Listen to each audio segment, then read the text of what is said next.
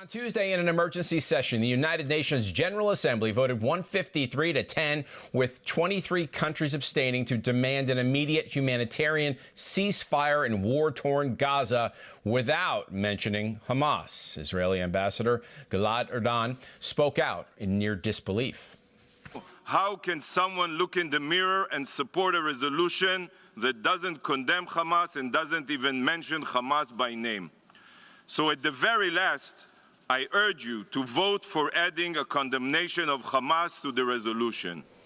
Erdogan went on to say, if you want a real ceasefire, here is the right address, as he held up a sign showing the phone number of the leader of Hamas. While a General Assembly vote is politically significant, it is non-binding. Unlike a Security Council resolution, the United States blocked a similar measure when brought before the UN Security Council on Friday. And ahead, we'll have more on the war in Israel with a live report from our chief correspondent, Fior Hernandez. So stay with us. And President Biden blasted Republicans on Tuesday for resisting his request for another $61 billion in aid for Ukraine. He did so after meeting with President Zelensky and announcing he was taking $200 million out of the Pentagon budget and giving it to Ukraine. Republican House Speaker Mike Johnson spoke with Ukrainian President privately before saying, quote, "We stand with him and against Putin," and then saying this. We need a clear articulation of the strategy to allow Ukraine to win. And thus far, their responses have been insufficient. They have not provided us the clarity and the detail that we requested over and over since literally 24 hours after I was handed the gavel as Speaker of the House. Johnson said what the Biden administration is asking for is an additional billions of dollars with no oversight and no strategy to win. Republicans have made it clear they want money and a plan to secure the U.S. border, the southern border, of course, before they are willing to give Ukraine any more aid. Mike, big news on Capitol Hill today as the president's son, Hunter, did not show up for his closed-door deposition with the House Oversight Committee. The first son did, however, show up on Capitol Hill this morning and spoke to reporters, declaring he and his dad did nothing wrong, saying his dad was not involved financially with his business deals. Now, that was a marked change in previous comments about the president's relationship with his son's business. Also today on Capitol Hill, a full vote on the House floor is expected today to open an impeachment inquiry into President Joe Biden. Speaker Mike Johnson wrote in a USA Today op-ed, the House wants to determine whether the president is compromised and traded official acts for foreign dollars. The impeachment inquiry is necessary now, as Whip Emmer just explained, because we've come to this impasse where following the facts where they lead is hitting a stone wall, because the White House is impeding that investigation now. They're not allowing witnesses to come forward and thousands of pages of documents.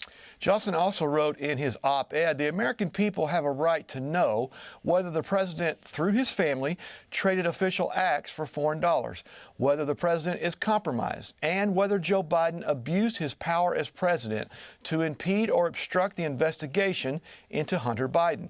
If the House vote is successful, it will enable the enforcement of subpoenas and empower the gathering of evidence that so far the White House has refused to provide voluntarily. Greg? Well, Special Counsel Jack Smith collected data from former President Donald Trump's cell phone used in the White House, according to recent court documents. Monday, Smith revealed 3 expert witnesses he may call during Trump's upcoming 2020 election trial. One witness processed data and extracted information from the White House cell phones used by Trump. The data includes websites, images, and phone usage around the January 6th Capitol riot.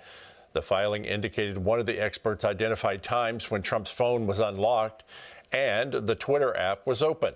Smith also indicated experts would testify of plotting the movement of people who went from the ellipse to an area surrounding the Capitol through Google's location history, some of which was produced after obtaining a search warrant.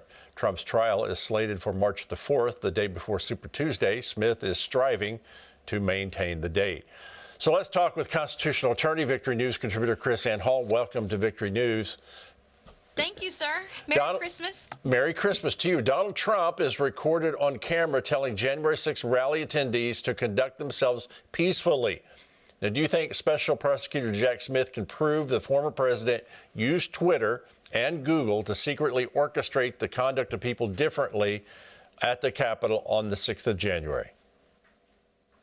Well, I don't have access to private communications, but what we see publicly, the answer to that question is emphatically no. But I will say this, that if they don't release publicly what they claim privately is proof, then they're going to have some serious backlash publicly. And I'm not quite so sure that's not what they're hoping for.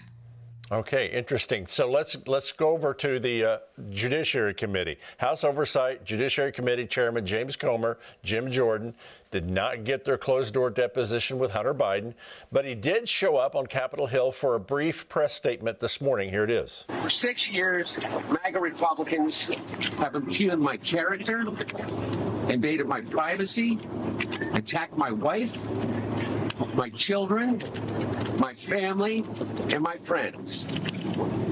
They've ridiculed my struggle with addiction. They've belittled my recovery. And they have tried to dehumanize me, all to embarrass and damage my father. Chris, I want to get your response to his comments. And what will the fallout be from Hunter Biden failing to appear for the closed-door deposition? Well, I can't really give you my take on Hunter's statements because those weren't Hunter's statements. Those were statements written by lawyers and political analysts. That's why when you look at that, every word he says actually comes from a paper in front of him. He doesn't show up to the actual interviews and investigations because he can't speak on script there. And I don't think if experience is our oracle of truth, and I hate to sound cynical, but being inexperienced, I don't think there'll be any real consequences for Hunter Biden for not showing up. Okay, the White House has been studying Bill Clinton's impeachment, preparing to do battle with House Republicans. Do you agree with Speaker Mike Johnson that the Biden administration left no other choice but to vote for an impeachment inquiry today? Well, I agreed with that statement 2 years ago, and absolutely nothing has changed between now and 2 years. So for me, those statements at this point seem rather self-serving and actually politically motivated. I don't think that anything has changed, and I think the only reason why it's necessary, as they say, is we're coming up on an election, and both parties need talking points for campaign donations. Should they have done that impeachment vote before bringing Hunter in? Is it cart before the horse?